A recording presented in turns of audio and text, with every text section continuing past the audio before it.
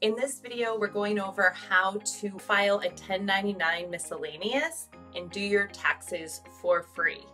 Whether you have a single member LLC, you're self-employed, you got a 1099 or you didn't get a 1099, maybe part of your sales were 1099, part were not. In this video, we'll go over exactly how to file your taxes for free. And I have a previous video that will be linked here that shows you how to get set up in the software that I'm going to show you now, how to enter your business. Amanda here, you're watching the Business Finance Coach, where I simplify all of the technicalities of business and building a brand, because I truly believe that these are tools that serve us to do what we're passionate about in the world.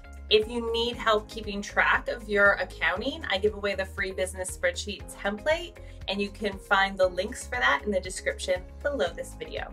Now let's jump into FreeTaxUSA, and I'll show you exactly how to enter your business taxes.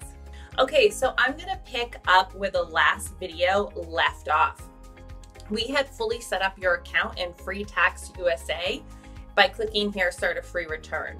When you come back, if you've logged out to take some time off, you're gonna come and click Sign In. After you enter your username and password, you'll be on this screen, and you can click Continue. You can click the tabs if you go through all of the questions when you're getting set up. The nice thing is you can jump around to any section. So if you follow that video exactly, then we can come in here and we're gonna go down to, here's Business Income Schedule C. Here's Form 1099 Miscellaneous. So you can do these in either order. I'm gonna do Business Income Schedule C first. And you can do them in either order. You can do this first and follow exactly what I'm doing, even if you only have a 1099. Basically, a 1099 is business income. If you have a single member LLC and you have business income, these are the steps you're gonna follow. You file Schedule C. If you started your own business and you just work for yourself, you're self-employed, this is what you're gonna follow, these steps. So they're asking us, do you need to enter information for a business you operated in 2019? Yes. So this is where we're gonna set up a name for our business. We'll call it Testing Biz. Now, when it says, does your company have a separate name? Let's say you had an LLC. That's where you'd put your LLC business name. If you don't have one, leave it as a no. If you filed another DBA or an LLC name, that's where you're gonna put it. Now it's gonna ask for some basic information. These drop-down menus are helping you choose a business category that fits your business. So don't stress too much about this, just choose what applies to you. We could say other services for something like education that I do. There is always gonna be this all other personal services for each category, and then there's 999999 unclassified. So certainly using one of those if you don't see something that fits your business is fine. Now, if you have applied for an EIN, then you want to say yes and enter your EIN number. If your business has like a location, you want to say yes and enter your address. If you started the business in 2019, you want to be sure to check yes here. Did you make any payments in 2019 that would require you to file Forms 1099? So if you paid a contractor that's a US citizen or someone that lives in the US more than $600 during the year, you want to say yes. And then they're going to say, and are you or did you file your 1099s? And you want to say yes again. Of course, you need to actually be doing those things, but you want to say yes to those questions. Now, the last question here is choosing your accounting method. Most businesses should be choosing cash, which means you're only going to report for taxes the cash you actually received during the year, and you're only going to report expenses that you actually paid during the year. I have another video about cash versus accrual. If your business grows and you really need to understand profitability, that's when you want to switch to accrual.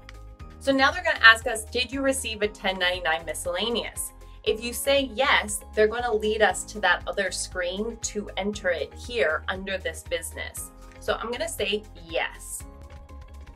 Now you can see it saying, did you need to enter a 1099 for this business? Yes. So we enter the payer's name and then we enter their address. The payer's ID is a number that will be on the 1099 miscellaneous. It's going to be the person who paid you either their social security number or their EIN number. Now, the most important thing that you're going to enter here is the amount in box 7, non-employee compensation. Let's say that this was $10,000. Now, you do want to check box 4 and any other boxes that might have an amount, but the most common would be box 4 for federal income tax withheld. But it's not going to be very common that people withhold on self-employment income. In this case, we'll say that $2,000 was withheld. Then we'll scroll to the bottom, make sure if you have any amounts in any other boxes, you enter them, and then click Save and Continue. Now we see a summary form of the 1099s we've entered. And if we want to enter another 1099, we would say yes. If we want to edit the one we entered, we'd click Edit. Otherwise, we can say no and continue. So now they're asking us gross receipts and sales not from 1099s. So in this scenario, let's say we had $10,000 in sales from one business, and that was the 1099 we just entered. Then we had $30,000 in sales from other businesses that didn't issue us 1099s. We would enter it this way. Now our total income in this case is $40,000. We don't want to re-enter the amount on the 1099 here. We just need to report all of our income regardless of if we got a 1099 or not. Returns and allowances typically does not apply here when you're cash method because you're only reporting sales when you got the cash. So generally you're not going to use this. The only situation that might apply to cash method is if someone paid you, say at the end of 2018, and so you paid taxes on that income, and then come January the next year, maybe you had to refund them some money. Then that's when you would put it here, if you already paid taxes on that income. Miscellaneous income may be something like interest income if a bank account issues you interest. Now this is where we're going to enter our expenses, and you can see all of these lovely categories here. So you want to get all of your totals because these expenses are your biggest write-offs, and all of your expenses, if you wouldn't have spent the money except because of your business, then that's a write-off, and you want to be sure to fit it into one of these categories. At the bottom, you can see we have a business meals expense, and you can click yes here to enter your general meals, and those will have a 50% limit. So you only get to deduct 50% of business meals. Business meals must be with another person. It can't be just your meals during the day.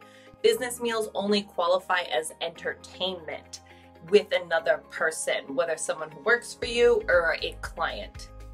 And they do require additional documentation, so be sure to save those receipts and note on it about your business related activity with that person and the person's name. Now, if you have miscellaneous business expenses, you can put them down here. You can list them and put the amount, but I would recommend being sure to fit some of those into the categories up here, like supplies, office expense, advertising, contract labor. Be sure to fit things in here as best you can. Now this is where my free spreadsheet template can come in handy if you're trying to get all of that organized. You can use the accounting income statement to get your records caught up, and I have trainings going over that you get access to when you sign up for the free spreadsheet template. And then on the third worksheet, you're actually able to all of the income and expenses you've entered, you'll be able to total them up under the Schedule C categories that we're looking at right now in FreeTaxUSA. And you do that by just selecting from the drop down the category. So you can see if you have multiple things that you bought, that you spent money on, and we select advertising for them, then you can see it's automatically totaling up our amounts over here so that you can really quickly enter your totals in here in FreeTaxUSA. So once you finish that, scroll to the bottom and click Save and Continue. Now we're on a summary page for our business. You can see this is the general information we entered. If you need to change anything, click Edit. This was our income. If you need to change anything, click edit. And here are our common expenses we just did. So if you need to change anything, click edit. Then we can also add in here health insurance, home office expenses, vehicle expenses, and depreciable assets. Plus is the qualified business income deduction and other common expenses. So then we can view the Schedule C to see what it looks like on the form.